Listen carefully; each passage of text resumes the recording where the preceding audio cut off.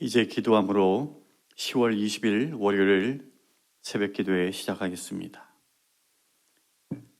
아름답고 복된 한 주간을 믿음 가운데 하나님을 예배하며 살아갈 수 있도록 인도해 주심을 감사합니다. 바쁜 일상 속에서 세상의 것들에 시선 두지 않고 오직 주님께만 우리의 눈을 맞추고 매일매일의 삶을 주님 기뻐하시는 거룩한 산제사로 드리며 살아가는 그런 우리들 되기를 소원합니다. 하나님 우리에게 믿음을 더하여 주시고 은혜로 채워주시고 세상과 대적할 수 있는 힘과 능력과 용기를 허락하여 주시옵소서. 하나님만이 우리의 소망이요 반석임을 삶 가운데 고백하며 주님과 동행하는 오늘 하루가 되기를 간절히 소원하며 좋으신 예수님 이름으로 기도합니다. 아멘. 찬송가 212장을 부르겠습니다.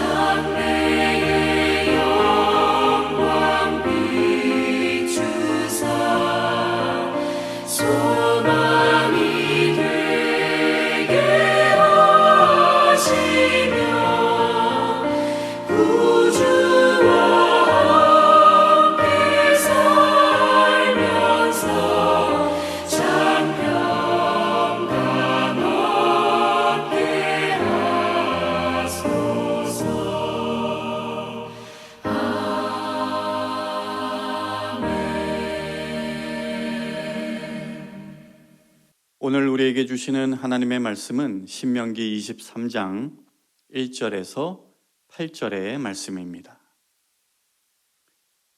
고안이 상한 자나 음경이 잘린 자는 여호와의 총회에 들어오지 못하리라.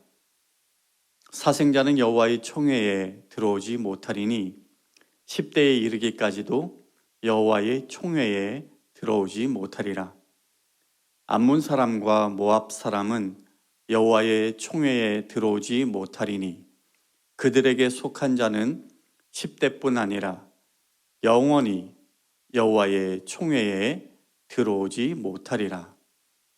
그들은 너희가 애굽에서 나올 때에 떡과 물로 너희를 길에서 영접하지 아니하고 메소포다미아의 부돌 사람 부올의 아들 발람에게 뇌물을 주어 너희를 저주하게 하려 하였으나 내 하나님 여호와께서 너를 사랑하심으로 내 하나님 여호와께서 발람의 말을 듣지 아니하시고 내 하나님 여호와께서 그 저주를 변하여 복이 되게 하셨나니 내 평생에 그들의 평안함과 형통함을 영원히 구하지 말지니라.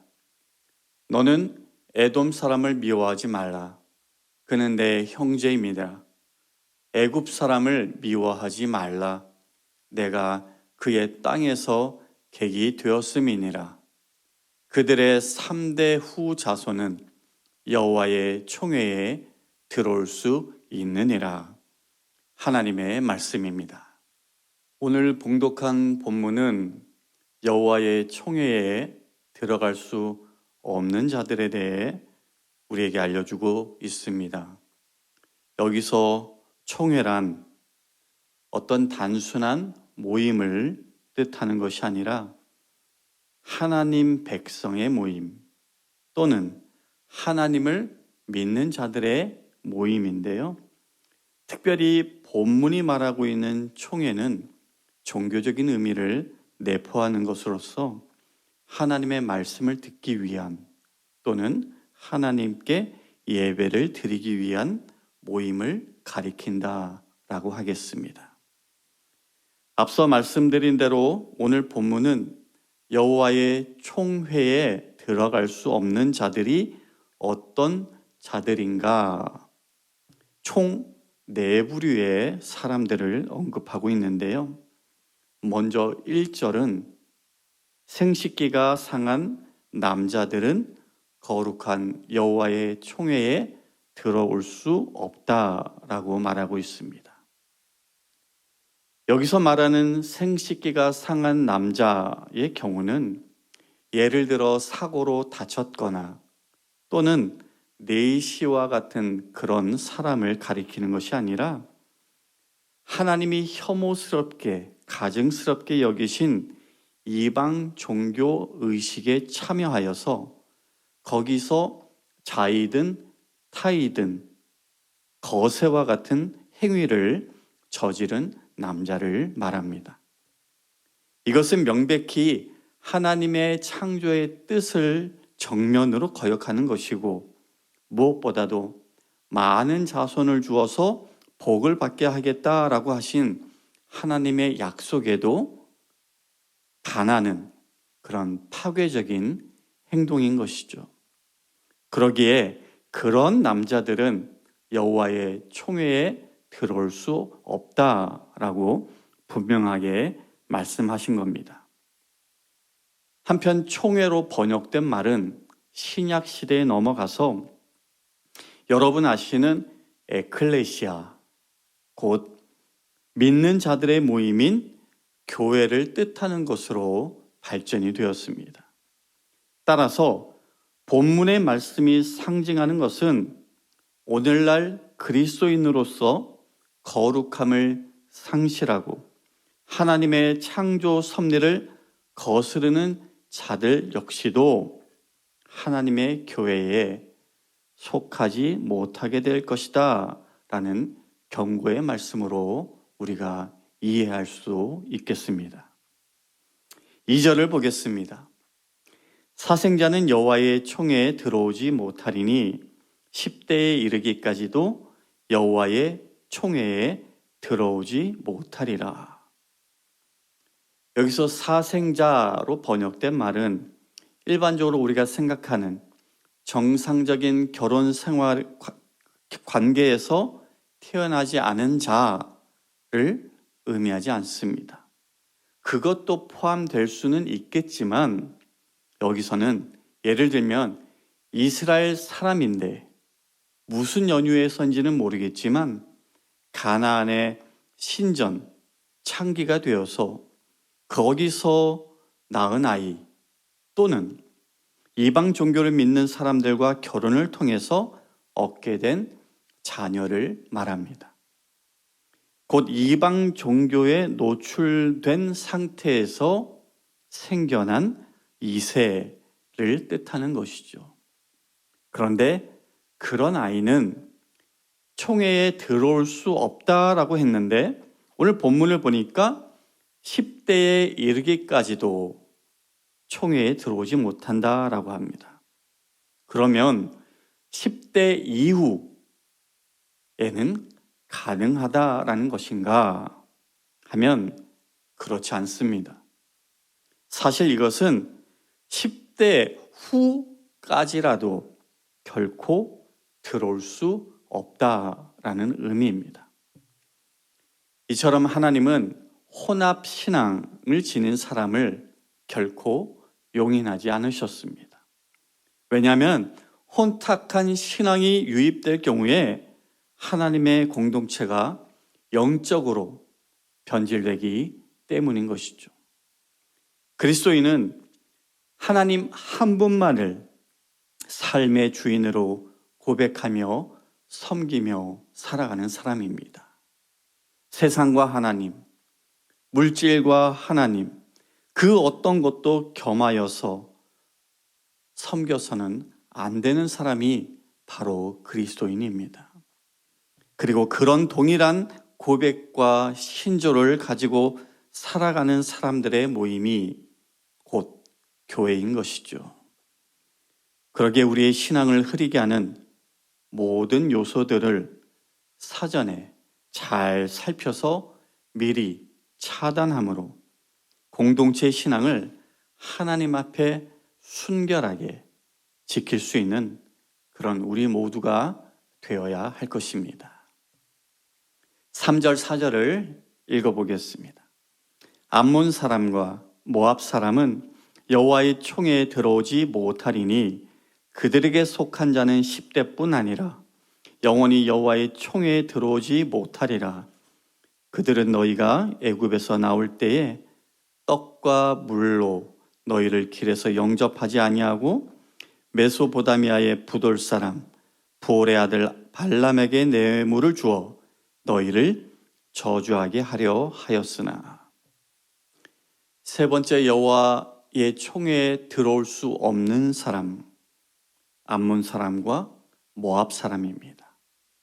모압과 암몬은 소돔과 고모라 성이 멸망한 이후에 아브라함의 조카 롯과 그의 딸들 사이에서, 즉 근친 상간에 의해서 태어난 후손들이죠.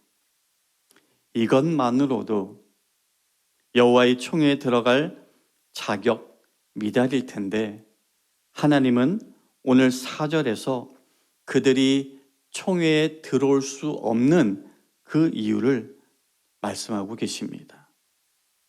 먼저 암몬 사람은 광야길을 가던 하나님의 백성들에게 자비를 베풀지 않았다라는 것이고, 모압 사람들, 그 모압 사람들을 대표하는 모압 왕 발락, 고난 가운데 있던 이스라엘 백성들을 주술사 발람을 고용하여 저주하게 했었죠.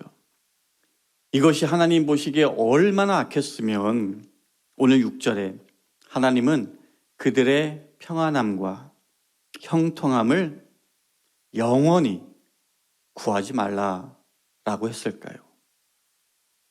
그 정도로 하나님은 그들의 행동을 큰 죄로 여기시고 하나님 총회에 들어올 수 없다 하셨습니다. 이처럼 하나님은 하나님의 백성들을 천대하거나 저주하는 사람들을 결코 간과하지 않으십니다. 그 책임을 언젠가는 반드시 물으신다라는 것을 오늘 암몬과 모압 사람의 경우를 통해서 우리는 깨닫게 되는 것이죠. 마지막으로 7절, 8절을 보겠습니다. 너는 에돔 사람을 미워하지 말라. 그는 내 형제임이니라. 애굽 사람을 미워하지 말라. 내가 그의 땅에서 객이 되었음이니라.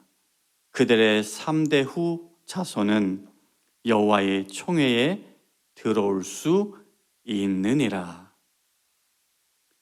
여기서 하나님은 에돔 사람 그리고 애굽 사람은 2대까지는 총회에 들어올 수 없지만 3대 후 자손은 들어올 수 있다라고 하셨습니다. 그러면 4대째부터 들어올 수 있다라고 생각할 수가 있는데요. 이 또한 4대째부터가 아니라 3대째부터 그 자손이 여호와의 총회에 들어올 수 있다라는 말입니다.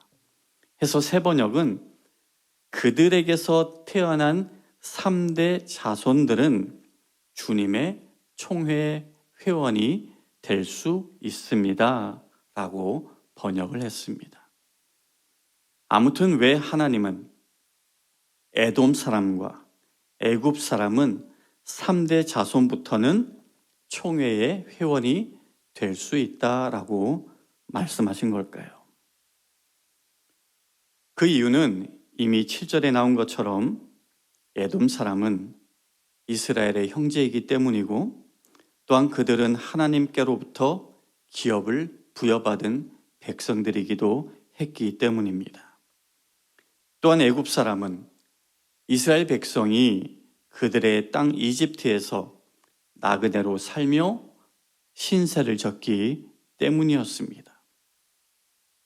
이렇게 하나님은 앞서 암몬과 모압의 악한 행위만을 기억하신 것이 아니라 선한 행위를 포함한 모든 것을 기억하고 계시는 분이다라는 것을 우리에게 알려주고 있습니다. 특별히 에돔 족속 같은 경우는 비록 그들이 하나님의 뜻을 온전히 순종하지 않았음에도 불구하고, 그럼에도 하나님은 그들을 이스라엘의 형제인 것을 기억하고 계셨다라는 것이죠. 하나님이 베푸시는 은혜가 그 어떤 것보다 강력하다라는 것을 보여주는 게 아닌가 싶습니다. 아무튼 오늘 본문에서 보신 것처럼 하나님의 총회는 이스라엘 사람이라고 해서 아무나 누구나 함께 할 수 있는 곳이 아니었고, 원한다라고 해서 들어갈 수 있는 그런 모임도 아니었습니다. 하나님의 기준, 거룩함에 맞는 자들만 이 총회에 들어올 수 있었습니다. 그게 아니면 은혜를 입은 자들만이 가능했습니다. 우리들 역시 예수님께서 베풀어 주신 은혜로 말미암아 하나님의 백성이 되었고, 신약 시대의 하나님의 총회라고 할 수 있는 교회에 속하여서 마음껏 신앙생활을 할 수 있는 자들이 되었으니 얼마나 이것이 감사한 일입니까? 그러니 우리는 하나님이 베풀어 주신 그 헤아릴 수 없는 은혜에 대한 반응으로 이전보다 더욱더 주님이 기뻐하시는 거룩한 삶을 살아가야 할 것입니다. 그럴 때에 하나님이 우리에게 더 큰 은혜로 함께 주실 것이라 저는 믿습니다. 은혜가 아니면 하나님의 자녀가 결코 될 수 없었던 우리였음을 기억하고 감사하며, 오늘도 주님을 단단히 붙잡고 거룩을 향해 나아가는 우리 모든 성도님들 되시길 주님의 이름으로 간절히 축원합니다. 기도하겠습니다.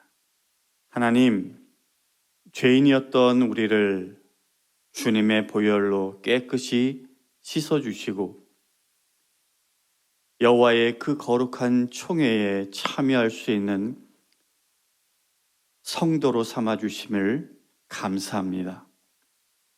하지만 아직도 옛 본성을 따라 살아갈 때가 있음을 이 시간 고백합니다. 하나님, 우리에게 긍휼을 베풀어 주시고 또 은혜를 베풀어 주셔서 다시 한번 거룩한 삶을 살아갈 수 있도록 인도하여 주시옵소서. 이제는 우리 주 예수 그리스도의 은혜와 하나님 아버지의 극진하신 사랑과 성령님의 감화감동 교통하심이 오늘 하루를 살아가며 거룩을 회복하기를 결단하고 나아가는 모든 성도님들 머리머리 위에 지금부터 영원까지 함께 하시길 간절히 축원하옵나이다. 아멘.